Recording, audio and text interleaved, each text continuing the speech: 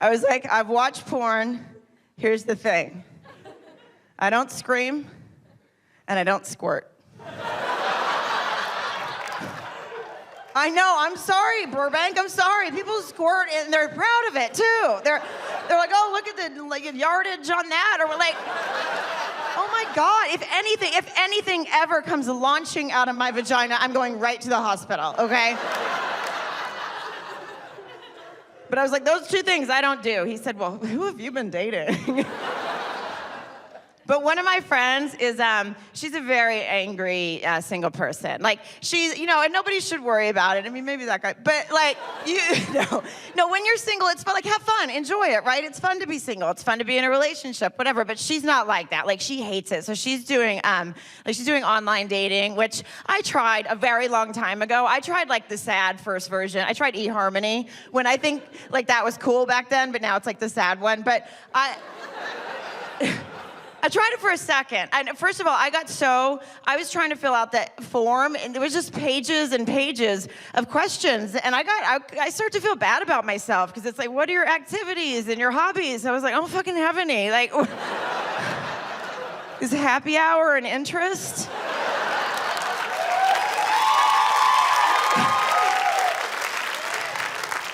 I gave up. My profile just said, looking for someone to drive.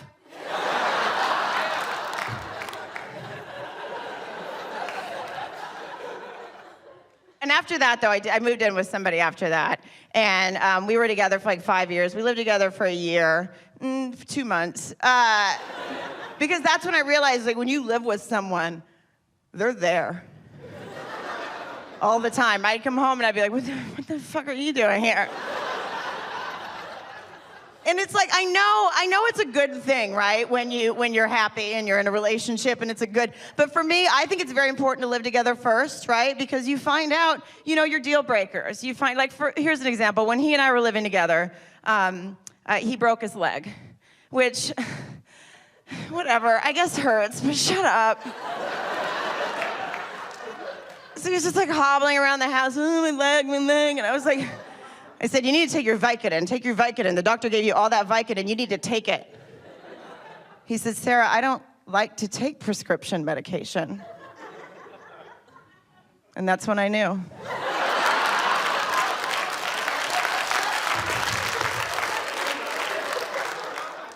I was like, I need a Xanax just to get through the battle rounds on The Voice. So. But I do miss a couple things about, like, living alone is fun until you order delivery. And because I like to order several options. Maybe something will last a couple days. So I order several meals. And I know that when the delivery people show up, they're like, oh. So I know they're on to me, but I literally every time I'm like, food's here.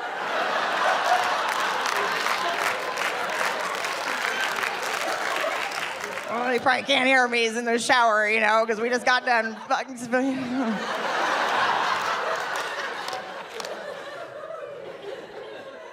The other thing I hate about living alone, I hate single grocery shopping, because I'm not home a lot, I'm not in town a lot, so I only buy a few quick things when I'm out at the grocery store. And I guess I need to make a list, because if you make a list, then you can look at what all your items together might look like to someone else when they're in a basket. So here's an example. I was grocery shopping. This happened in June, which will make sense in a second. But I was grocery shopping, and I was going through the line. I had everything on the conveyor belt, and then there were these two guys behind me, like kind of cute, like early 30s guys, and they were like staring at me, and I was like, oh, here we go, Can't even go to the grocery store anymore. So then I was like bending over, like, oh, I need some gum. And then I realized they're not looking at me at all, right? They're looking at the conveyor belt, and that's when I became painfully aware of what was on there. I had 2 bottles of vodka, with the handle, the kind with the handle. Tampons. Skittles. I was hungry. And 2 Father's Day cards.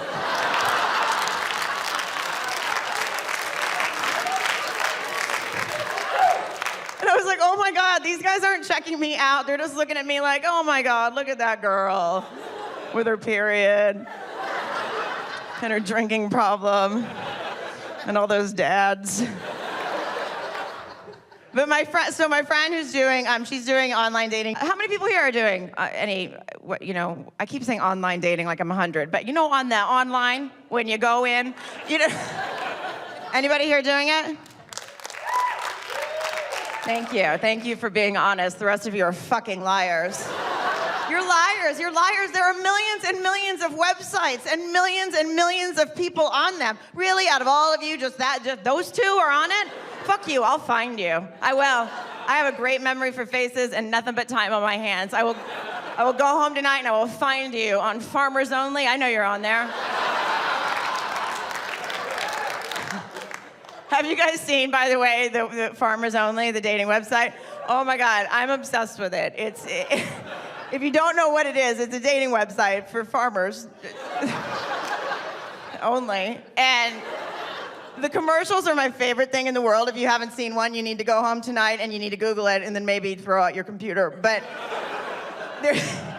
there's just like a guy in a field and then a goat runs by pretty fast. And then all of a sudden this voice comes on and he goes, Farmers Only. City folk just don't get it. Oh my God, I don't get it. Which one are you on? Which dating website? Okay, Cupid. Oh my God, that's the one that my friend's on. Yes, no, yeah? Are you having any? No. Do you want to meet that guy? Because okay, Cupid, it's so funny because she's on it. She's been on it for like 3 months and she's just so bitter about being single. So she's been on it and like 3 months into it and nobody is like winking at her or poking her or that is the problem. But I was like, I think that's weird too because she's a really pretty girl, like brunette, like, big boobs. And I was like, that's so weird to me because that's all you see at first is the picture. He doesn't know that she's a raging alcoholic whore. So I was like, that's weird, So I go, let me look at your profile, because that's, the picture is the first thing. And there's a really good picture of her. She's like, she's by the beach, but then she's wearing like a businessy top. Because apparently research says if you want to take a fun photo by the beach, then you also need to wear a shirt that says you can be serious. Like people thought about this. It's like a mullet. It's like, like business in front, party in the back photo. So I was like, so that's good. And then because she does have really, really big boobs, and they were in there, but they weren't out too much, but they were properly placed where a guy could be like, yeah, I want to put my dick in those, like.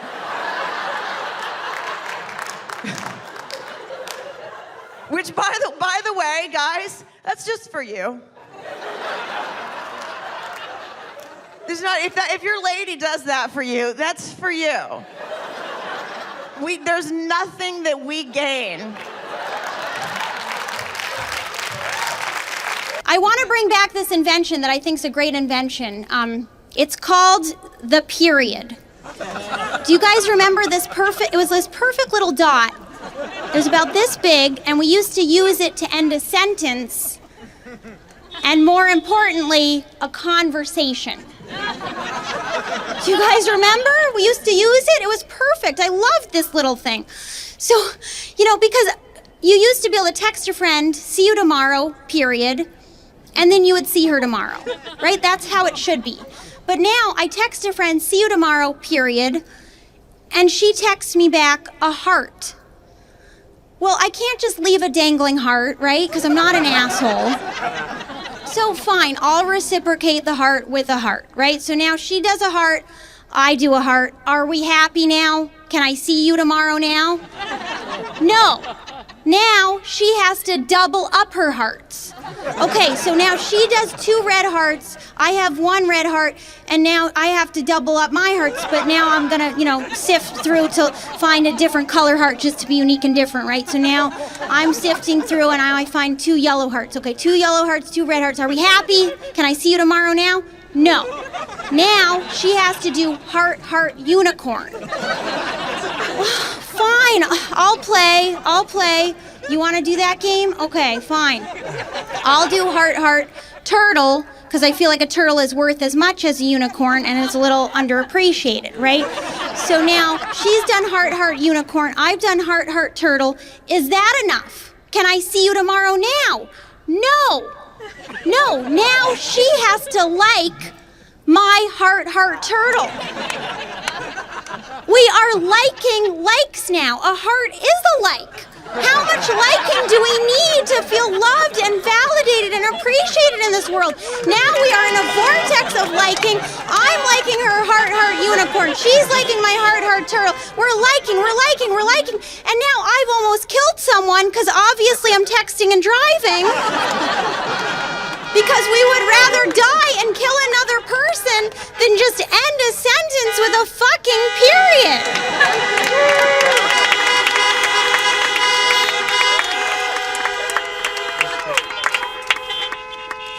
Now I'm at a point where if a guy texts me with a period, like if he uses a period and doesn't do anything else after, I get physically turned on. I'm like, wow, that's a man who knows how to end things.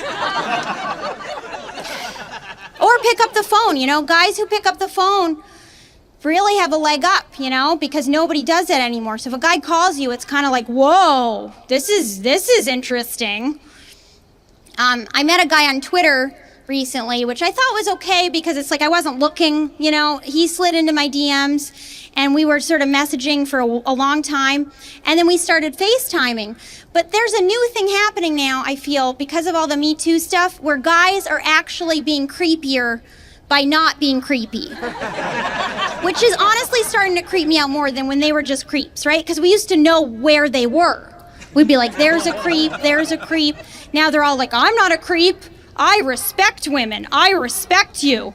And we just don't know where they are, right? They're all in hiding. So anyway, this guy and I started FaceTiming, and he didn't live in LA, which was perfect. I was like, I don't want a guy who lives anywhere near here, no offense. But he was very nice, and we were talking all the time, but it was starting to creep me out that he wasn't being creepy. I was like, this is kind of creepy, right? So finally I said to him, I was like, I don't really know what you want from me. And he was like, I just want to know how you're doing. And I was like, nobody wants to know how anybody is doing. Like, are you going to ask to see a boob or not? Right? Like, that's how dating used to be. And by used to, I mean like 3 years ago. You would text a guy a bunch of times, and then he'd be like, can I see a boob? And then you determine whether he deserves to see a boob or doesn't deserve to see a boob.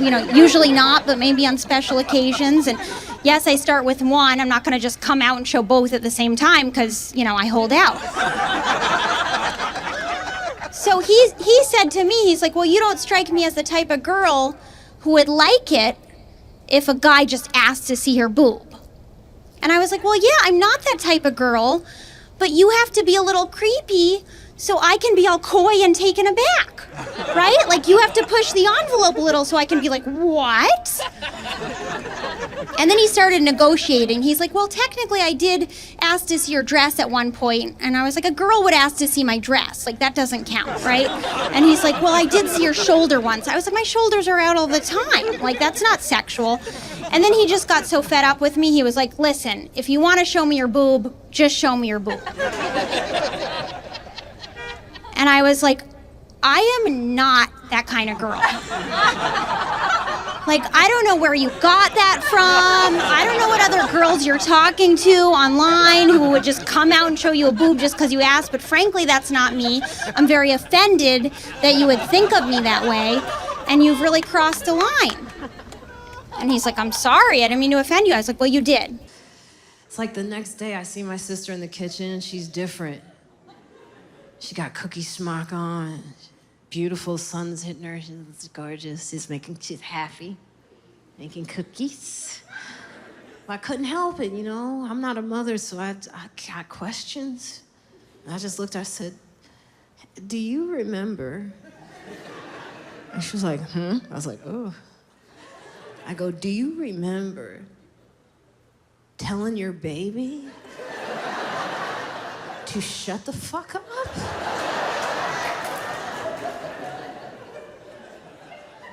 She stopped making cookies, and she just looked at me and she was like, shh. You shut the fuck up. You gotta mind your business, man. Oh, God. I don't know, it's fine. I go to therapy, too. I have to. Mine is very expensive, too. I actually told her, I said, you know, you're too expensive. I don't think I can afford you. And she just looked at me and she said, let's talk about why that is. I was like, you're good. But you know what I do? I get my therapy in sometimes with my Uber drivers. Yeah, it's cheaper. I get a good 45-minute session in, you know? But I talked to this one driver, and it's like, it's so obvious that, you know, I might want to be alone, but other people don't want it. It's what they put on you. People project onto you what they want, you know? So I'm going home, it's early, he doesn't feel like I should. And this is our conversation. You should have temporary. Oh, wait. You should have temporary. You right? I'm right or wrong? A temporary? Yeah. Why? Why can't I just be by myself? No, but you know, you need it. I need boys. Oh, man, you don't understand. You. No, I feel, you know what, I do understand what you're saying. Yeah. But I think that it's good to be alone sometimes. Get your mind straight. Focus on your work. No, doctor say you need a lubricate, little bit. Discharge. How is that? Wait, did you just say... Doctor not lie, you know? What do you mean discharge? You are talking about sex? Yeah. Okay, just say sex. Oh. Discharge sounds awful. Same thing. Well, not really. I mean, I get what you mean, but still. Wow. But doctor not wrong. Yeah, but What do you think? Doctor wrong or right? Who's the doctor? All doctor. Doctors say that?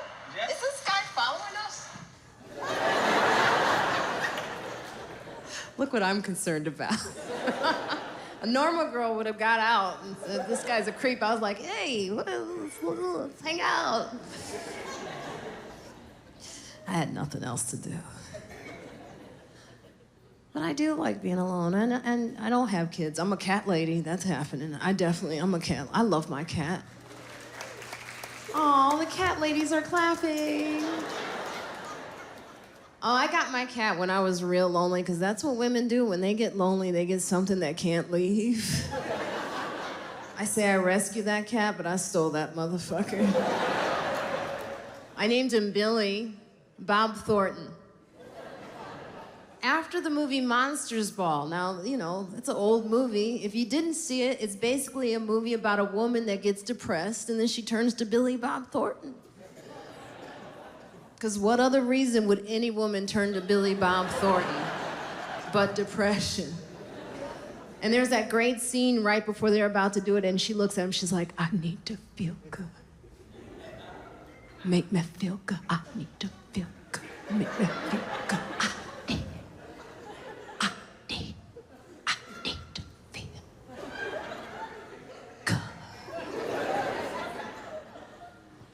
That's a lot of pressure for my cat.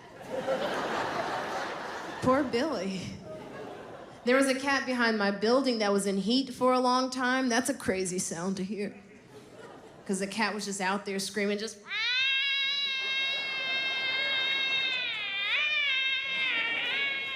I was like, God damn it, was somebody fuck that cat? I couldn't sleep.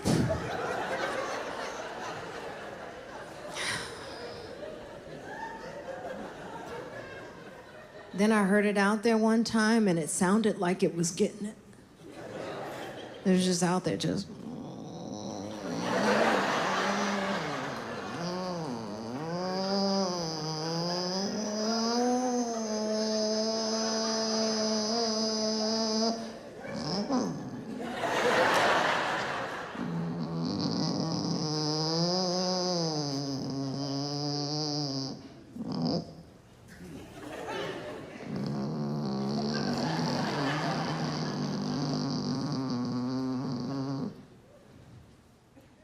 I was so jealous.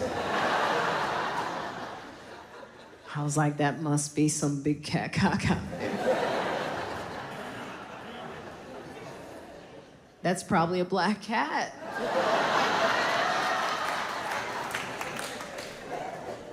Thank you. I wrote that for Black History Month. That was This is it. This is, you know what? This is the thing. This is my black girl magic. This is what I've been trying to discover the whole time. You know, if you can make people laugh during a time like the time we're in, that's magic. And it is so wonderful.